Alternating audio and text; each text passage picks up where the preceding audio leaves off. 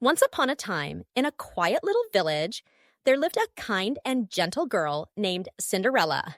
She was sweet to everyone she met, from the smallest mouse to the tallest horse in the stable. But not everyone was kind to her. Cinderella lived with her stepmother and two stepsisters, and they treated her very unfairly.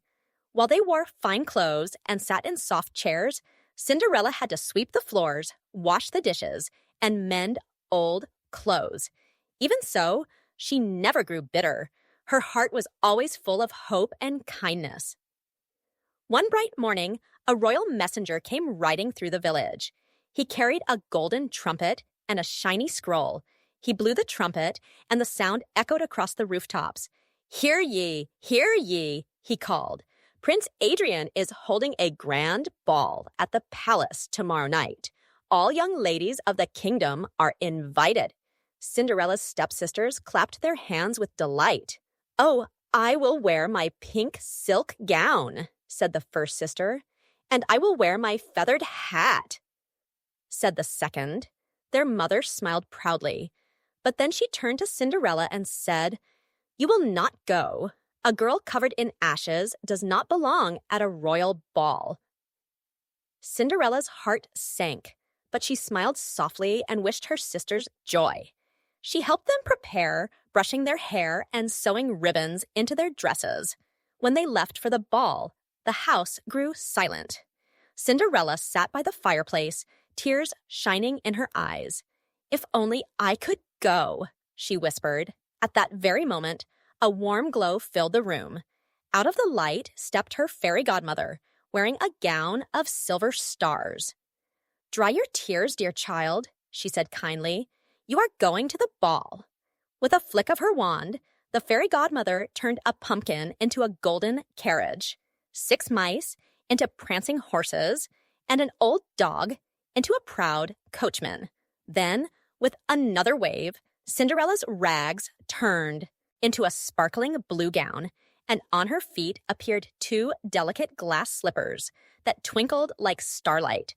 "Remember, child," said the fairy godmother, "this magic will fade at midnight. You must leave the ball before the last chime of the clock." Cinderella promised and stepped into the carriage.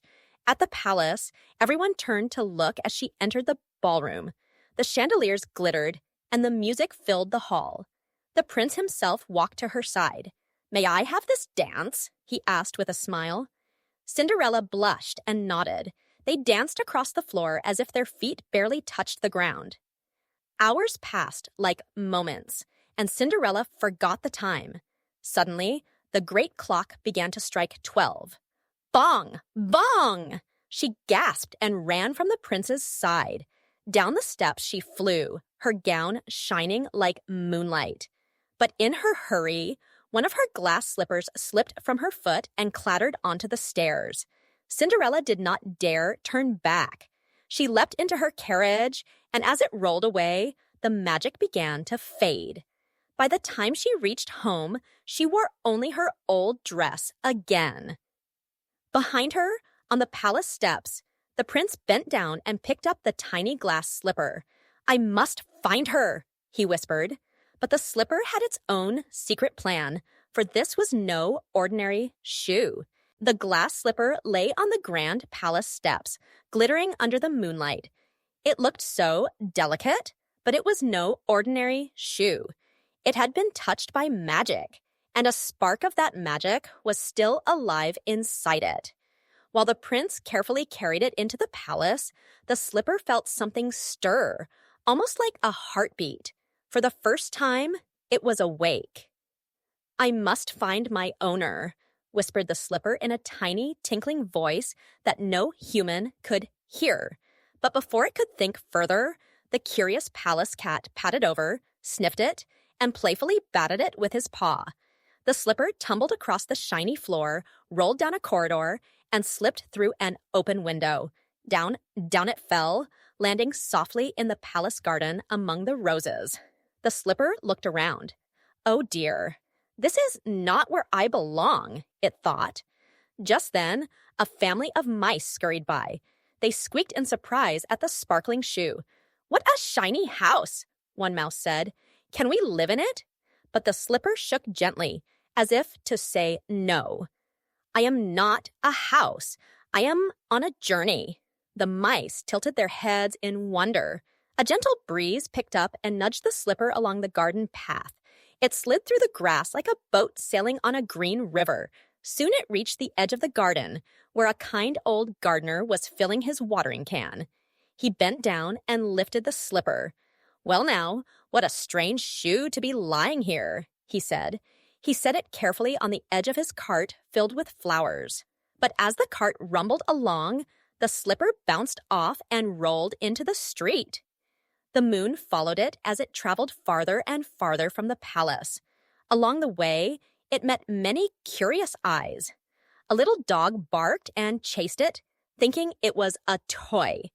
A group of children spotted it and clapped their hands at its sparkle, but when they tried to grab it, the slipper slid away as if carried by visible hands. The magic was guiding it onward. By dawn, the slipper had reached the riverbank. A fisherman was pulling in his nets when he saw something shining in the mud. "Treasure!" he exclaimed, picking it up. But the slipper wriggled out of his grasp, slipped into the water, and floated away like a tiny glass boat. The fisherman scratched his head. "Well, I never—" The slipper drifted down the river, spinning and glowing softly. Ducks quacked in surprise as it passed. A swan even lowered her neck to take a closer look. "You are not food," she said. "You are something rare.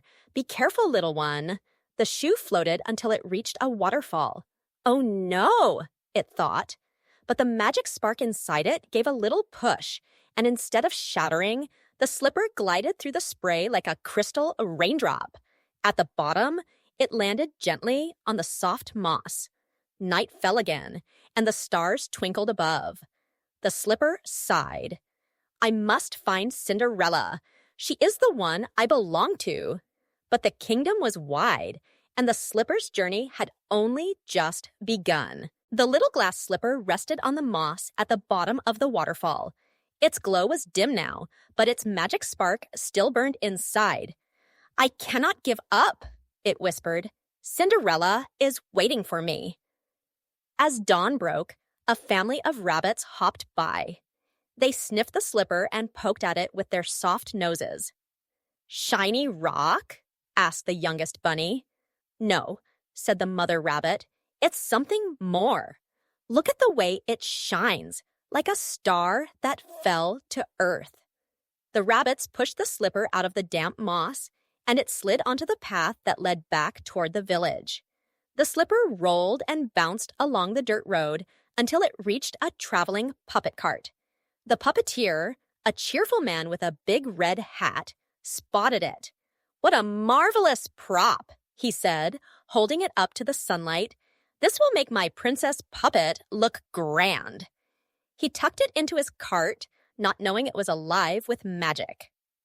That evening, he set up a puppet show in the town square. Children clapped and laughed as wooden knights fought dragons and princesses sang songs. Then, when he placed the glass slipper on the puppet princess's foot, something astonishing happened. The slipper glowed so brightly that the whole crowd gasped. "Magic!" cried the children. The slipper leapt off the puppet's foot, twirled in the air, and rolled down the street. The children squealed with laughter and chased after it, but the slipper was too quick.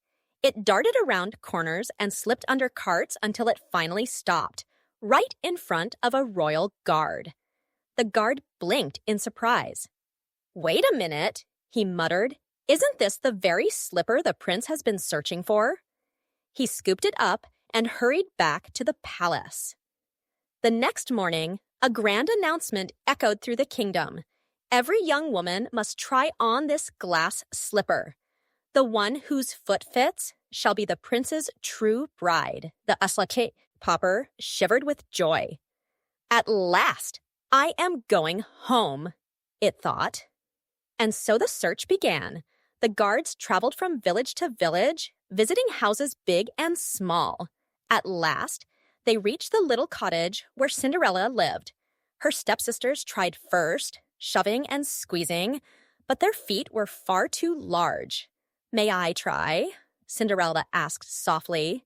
The stepsisters laughed, but the guard nodded. He set the glass slipper at her feet. The moment Cinderella slid her foot inside, the shoe glowed brighter than ever before. It fit as perfectly as a song fits its melody. The slipper's magic spark burst into a gentle shower of golden light.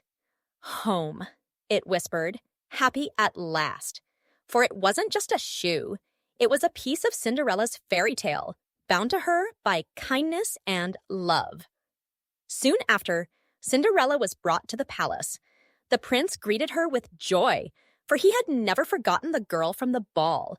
They were married with great celebration, but the happiest of all was the little slipper, which had completed its long adventure.